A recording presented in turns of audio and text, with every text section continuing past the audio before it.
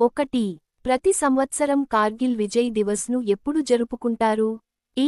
15 August, B. 26 July, C. 2 October, D. జనవరి 25. Answer B. 26 July. Explanation 1999 Kargil యుద్ధంలో భారత సైనికుల ధైర్యసాహసాలకు గుర్తుగా ప్రతి సంవత్సరం జూలై 26న కార్గిల్ విజయ్ దివస్ జరుపుకుంటారు. 5 ఏళ్ల తర్వాత ఏ దేశ పౌరులకు టూరిస్ట్ వీసాలను భారత్ పునరుద్ధరించింది? A. America, B. Japan, C. China, D. Pakistan. Answer C. China. Explanation Covid మహమ్మారి కారణంగా నిలిపివేసిన చైనా పౌరులకు టూరిస్ట్ వీసా సేవలను 5 ఏళ్ల తర్వాత భారత్ తిరిగి ప్రారంభించింది.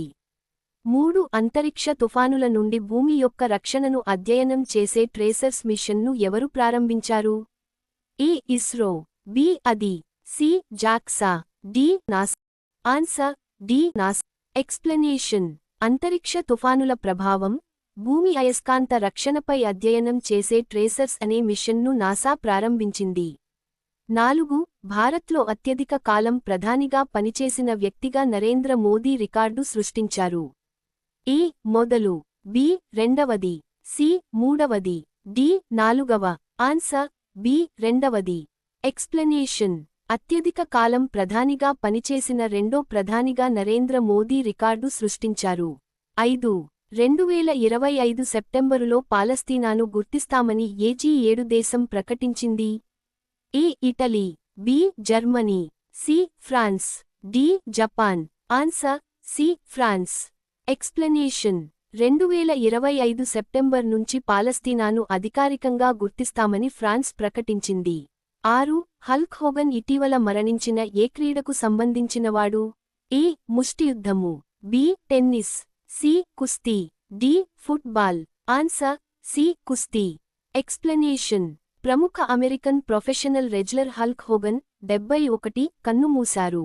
7 మారిటైమ్ ఫైనాన్సింగ్ సమ్మిట్ 2025 ఎక్కడ జరిగింది? ఏ.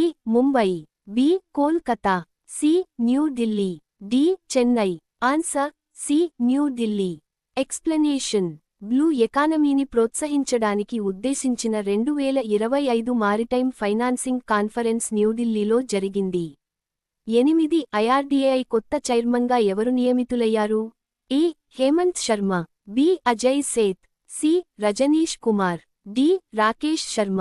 Answer B. Ajay Seth. Explanation insurance regulatory and development authority of India IRDAI చైర్మన్గా అజయ్ సేథ్ను ప్రభుత్వం నియమించింది. 9 UNGCNI కొత్త అధ్యక్షుడిగా ఎవరు నియమితులయ్యారు? ఏ.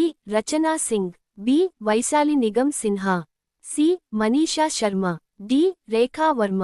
Answer B. వైశాలి నిగమ్ సిన్హా.